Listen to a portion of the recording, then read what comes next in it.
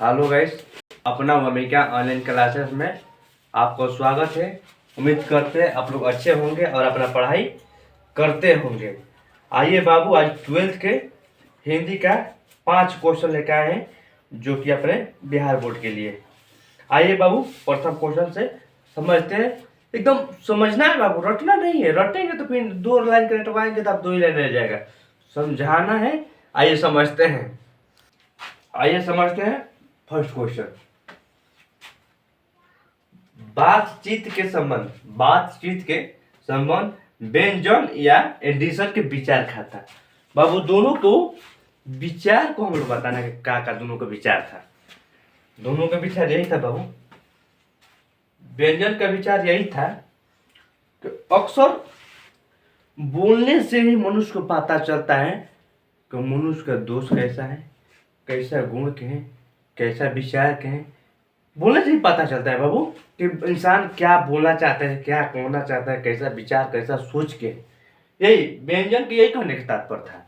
और एडिशन का बाबू, एडिशन की ये था ना कि अक्सर बातें चीतें 2 लोगों के बीच होती हैं और 2 लोगों के बीच ही हमेशा बात होनी चाहिए। लेकिन कोई 3, 4, 5, 6 जो भी होगा बाबू, आदमी कैसे बढ़ जाएगा तो बात नहीं, वह राजनीति होने लगती हैं। वो बात नहीं होती है।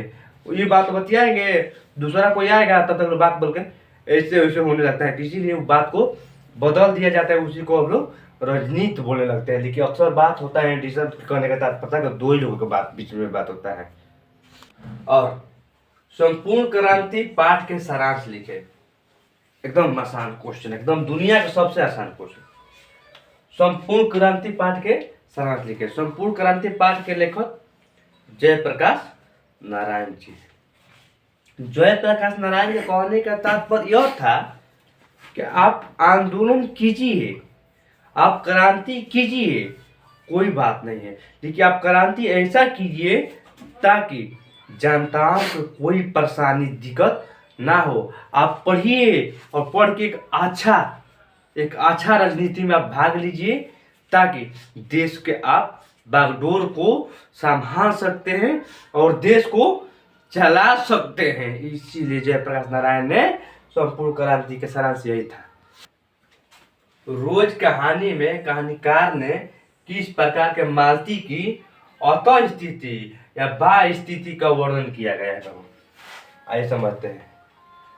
रोज कहानी में कहानीकार लेखक जो उनके दूर के रिश्तेदार के भाई थे और मालती का चित्रण इस बात के किए थे बाबू अतः स्थिति में कि मालती एक शरारती लड़की थी जो कि बचपने में कितना पढ़ रही थी और कितना ना पढ़ रही थी।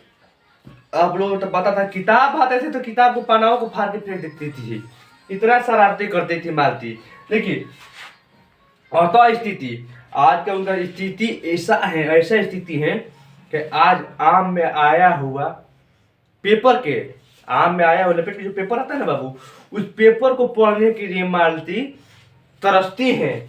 और बा स्थिति उनका ऐसा था कि जो लेखक था तो बाबू उनका दूर के रिश्तेदार का भाई था। इस वर्तमान की स्थिति को सोच के बा की स्थिति का पता लगा लिया होगा लेखक, इनका बा की स्थिति कैसा होगा। आज से समझते हैं। सूरदास ने प्रथम पद के भावार्थ लिखा। जो सूरदास बाबू पाठ है उसका प्रथम पद के भावार्थ मतलब अर्थ लिखना है। तो प्रथम पद में बाबू पद में सूरदास यही कहा था कि हे ब्रजराज कुंवर उठिए और अपन आसन ग्रहण कीजिए।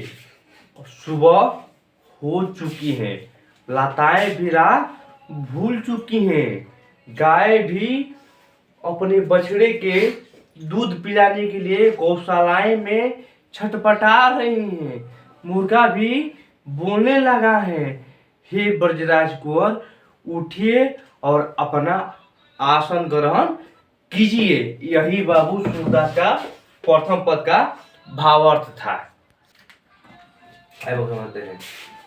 उषा शीर्षक कविता के भाव स्पष्ट करें। उषा शीर्षक कविता के भाव स्पष्ट कर देता है बाबू। उषा पाठ के और सुबह का सूर्य का पवित्रता के बारे में बाबू बात करना है। सुबह एकदम जो सुबह का एकदम सुबह हो रहा है बाबू, जब समय किरण निकलता है तो कितना पवित्र एकदम अच्छा लाली निकलती है, और उस समय पवित्रता पर एक हल्का से बाबू दाग लग जाता है तो हमको पहचान में आ जाता है कि सूरज भगवान को कुछ दाग लगा है। उस पवित्रता की बात किया गया है। और कवि यह बताना चाहते हैं बाबू, जैसे सुबह का सूरज इतना पवित्र होता है, इतना पवित्र होता है, जैसे कि शंख पवित्र होता है, उतना ही सुबह का सूर्य पवित्र होता है। और अभी लिपा हुआ चौका अभी गीला पड़ा है। कभी बाबू जैसे चौका हम लोग लिखते हैं ना पवित्र के लिए, चौका लिखते हैं पवित्र के लिए ना, तो चौका जैसे हम लोग पवित्र के लिए लिखते हैं, इसी तरह सुबह का जो सुबह होता है, सुबह का एकदम सूर्य उदय होता है, वो एकदम पवित्र होता है, एकदम पवित्र बाबू। उसी तरह उसी में उषा शीर्षक कविता का भावार्थ यही था